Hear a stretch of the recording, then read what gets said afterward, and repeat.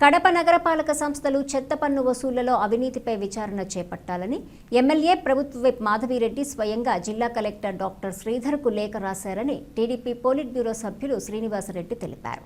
కడపలోని MLA camp కార్యాలయంలో ఏర్పాటు చేసిన విలేకరుల సమావేశంలో ఆయన మాట్లాడారు.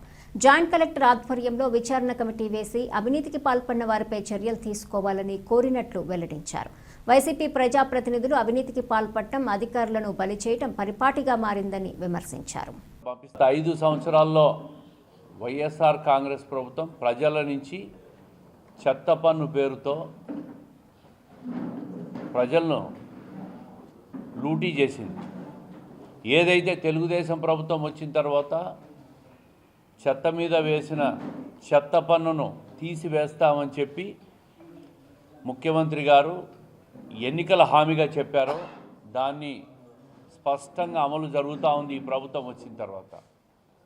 దీంట్లో కొంతమంది అధికారులు ఏ స్థాయి అధికారులో విచారణలో తేలుతుంది. దానికి సహకరించిన గత ప్రభుత్వ పెద్దలు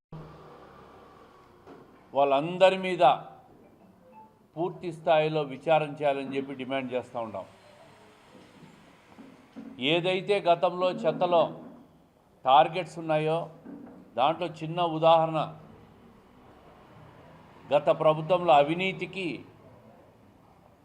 పరాకాష్ఠ ఏంటంటే 22వ సంవత్సరము మార్చిలో 35 లక్షలు టార్గెట్గా ఉంటే కలెక్షన్కు 79% కలెక్ట్ అయింది. అదే ఏప్రిల్లో 74% కలెక్ట్ అయింది.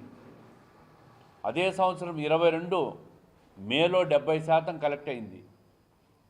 22వ సంవత్సరం అదే సంవత్సరం జూన్లో 66% కలెక్ట్ అయింది. ఆగస్టుకు వచ్చేసరికి 45% పడిపోయింది.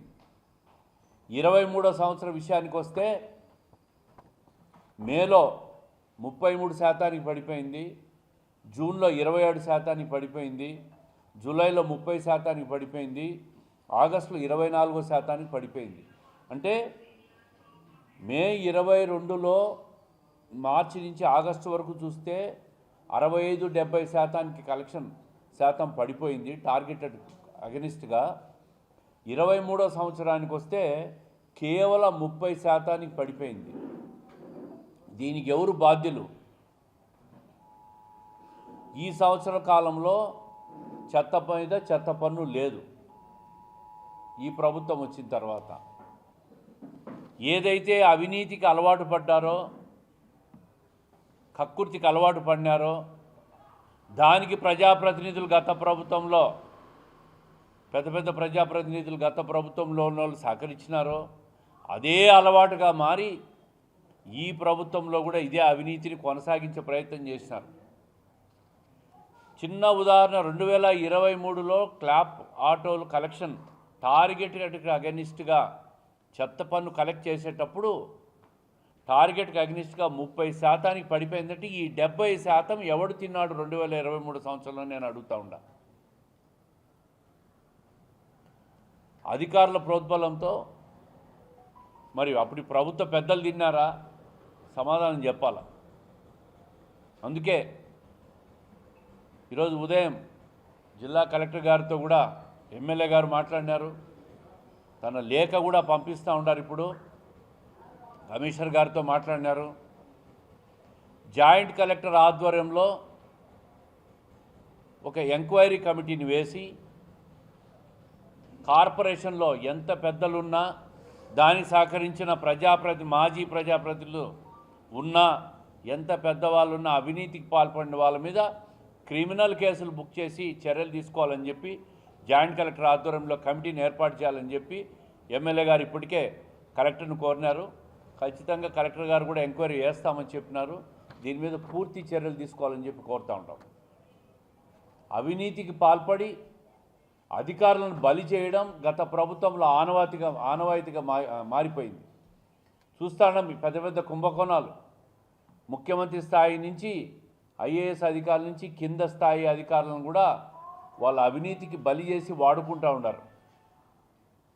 అమాయకులైన అధికారులు వాళ్ళ ప్రలోభాలకు బలి అయిపోయి వాళ్ళ ఒత్తిళ్లకు గురై గత 5 సంవత్సరాల్లో కూడా ఏ స్థాయి అధికారులు ఆ స్థాయికి సంబంధించిన వాళ్ళందరూ కూడా అవినీతికి పాల్పడి చివరకు ప్రజల నుంచి వసూలు చేసే చెత్త పన్నును కూడా అవినీతిమయంగా చేసి దాన్ని కూడా తిన్న పరిస్థితిని ఈ ఎంక్వైరీలో బయటపడతాయి. 2023 సంవత్సరంలో 30% టార్గెటెడ్ పడిపోయిందంటే మరి ఆ సంవత్సరంలో 70% కలెక్ట్ కావాల్సిన మిగతా సొమ్ము ఎవరు తిన్నారని చెప్పి విచారణలో బయటపడాలి. తప్పు చేసిన వాళ్ళందరూ కూడా శిక్ష అనుభవించాల్సిందే.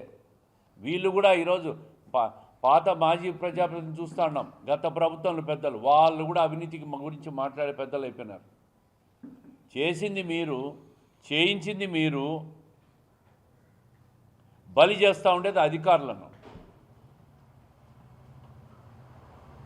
అందుకే జాయింట్ కలెక్టర్ ఆధ్వర్యంలో విచారణ కమిటీ వేసి పూర్తి స్థాయి దర్యాప్తు జరిపి ఎక్కడెక్కడ ఎవరైతే అవినీతికి పాల్పడ్డారో చట్టపరంగా వాళ్ళ దగ్గర చర్యలు తీసుకొని క్రిమినల్ చర్యలు నమోదు చేయాలని చెప్పి ఇప్పటికే జిల్లా కలెక్టర్ గారిని ఎమ్మెల్యే గారు లేఖ ద్వారా కోరినారు.